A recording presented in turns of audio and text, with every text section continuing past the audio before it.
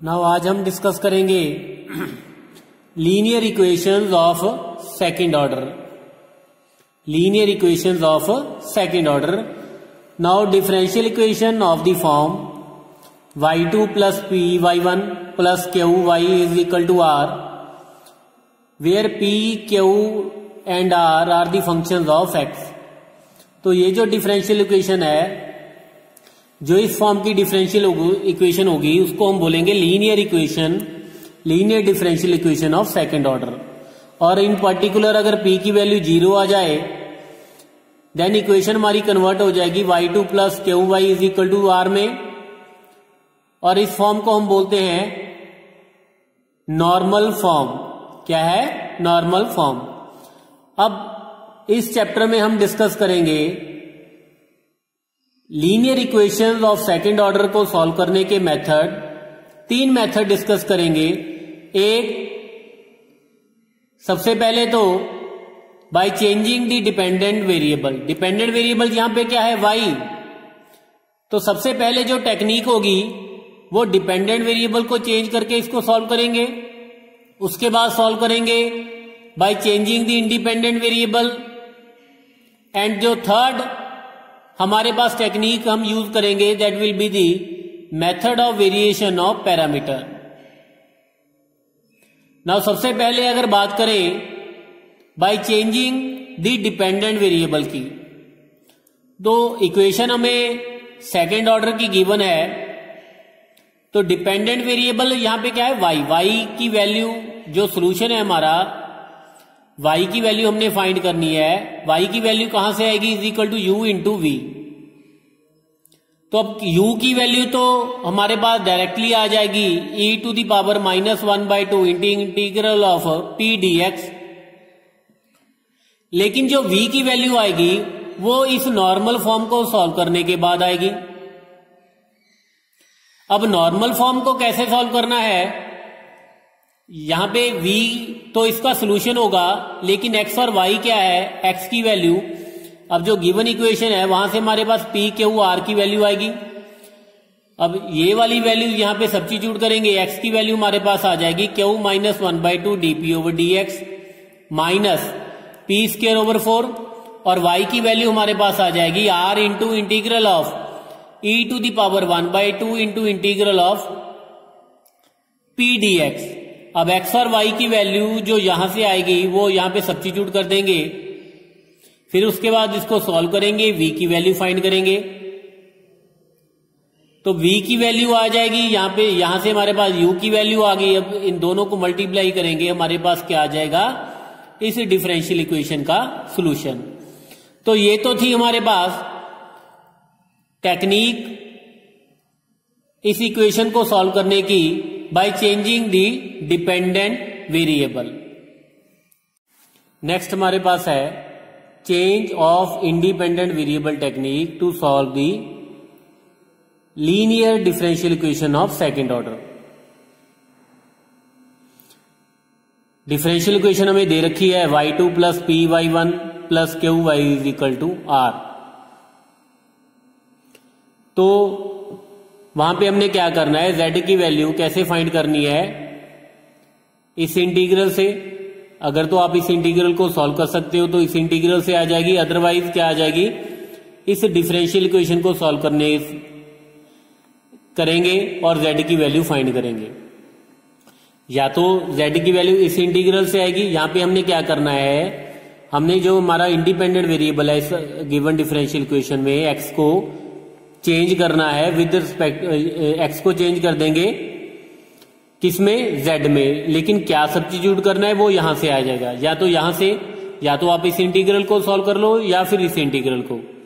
अगर तो आप इस इंटीग्रल को सॉल्व कर रहे हो तो फिर ये वाली जो गिवन डिफरेंशियल इक्वेशन है, जहां पे डिपेंडेंट वेरिएबल y है और इंडिपेंडेंट वेरिएबल x है, तो ये कन्वर्ट हो जाएगा इस इक्वेशन में, जो कन्वर्ट हो जाएगी जहां पे इंडिपेंडेंट वेरिएबल z हो जाएगा, लेकिन डिपेंडेंट वेरिएबल सेम रहेगा y। तो y2 plus q1 y is equal to r1, where q1 की value q over dz over dx का होल स्क्वायर और r1 की value r over dz over dx का होल स्क्वायर। मीन्स ये हमारे पास क्या आ जाएगी, एक नॉर्मल फॉर्म।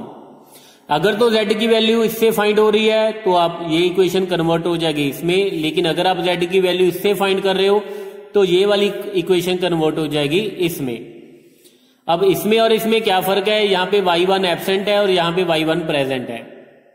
तो y2 plus p1 y1 plus q1 y is equal to r1, where p1 की value d2z over dx square plus p dz over dx over dz over dx का whole square, q1 की value q over dz over dx का whole square और r1 की value r over dz over dx का whole square. तो p1 q1 और r1 की value यहां पे सब्स्टिट्यूट कर देंगे, फिर इसका सोल्यूशन फाइंड करेंगे डिफरेंशियल इक्वेशन का।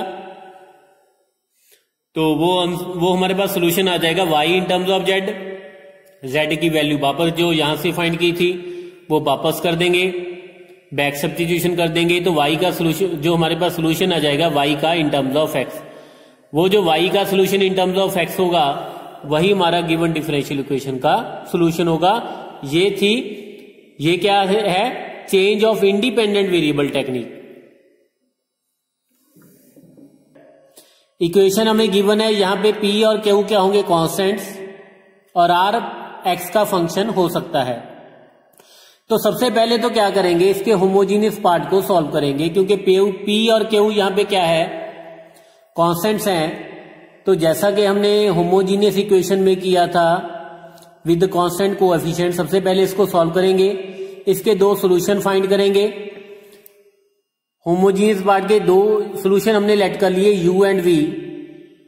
वो कैसे आएंगे, d की वैल्यूज फाइंड करके, ठीक है, जो हम कॉम्प्लीमेंट्री फंक्शन लिखते थे ना, y is equal to c1 e to the power, जो भी आप अगर तो डिस्टिंक्ट रियल रूट आगे e to the power m1x plus c2 e to the power m2x, for example यहां पे cos भी आ सकता है, लेकिन मैं कंसिडर कर रहा हूं अगर m1 और m2 अगर दो रूट्स हैं रियल डिफरेंट, तो e to the power m1x और e to the power m2x, अगर आपके पास दो सॉल्यूशन आ गए इसके, तो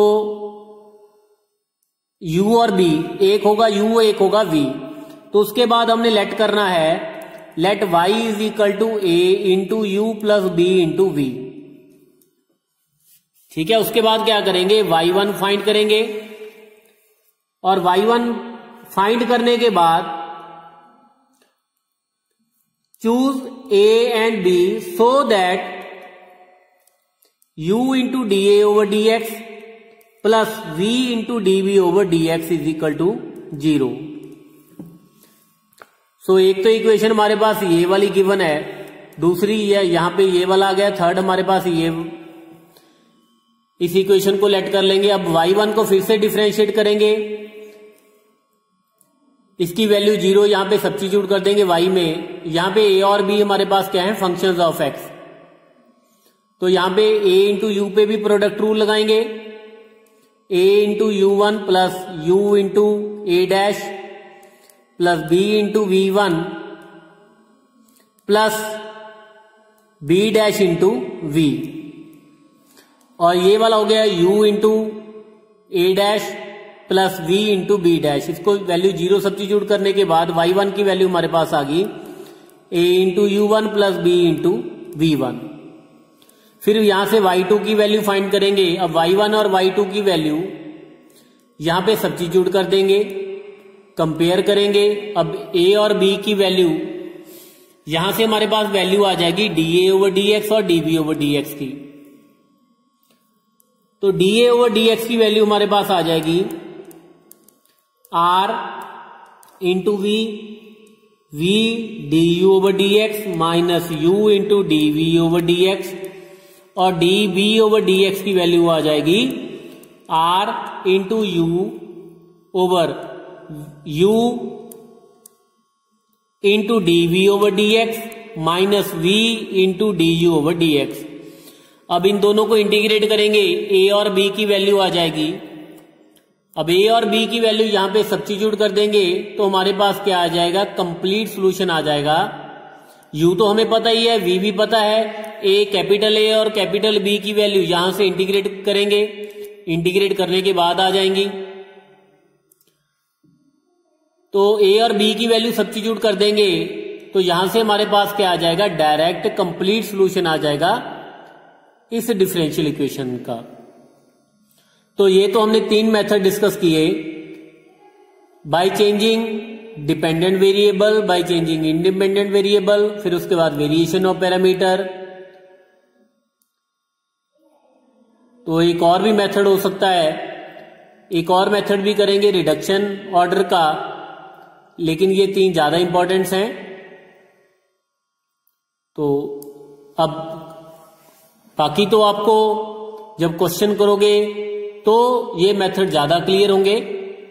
ओके, तो नेक्स्ट लेक्चर में हम 1 बाय 1 इसके क्वेश्चन सॉल्व करेंगे। पहले फर्स्ट टेक्निक के एक लेक्चर में, फिर सेकंड टेक्निक के, फिर थर्ड टेक्निक के। ओके।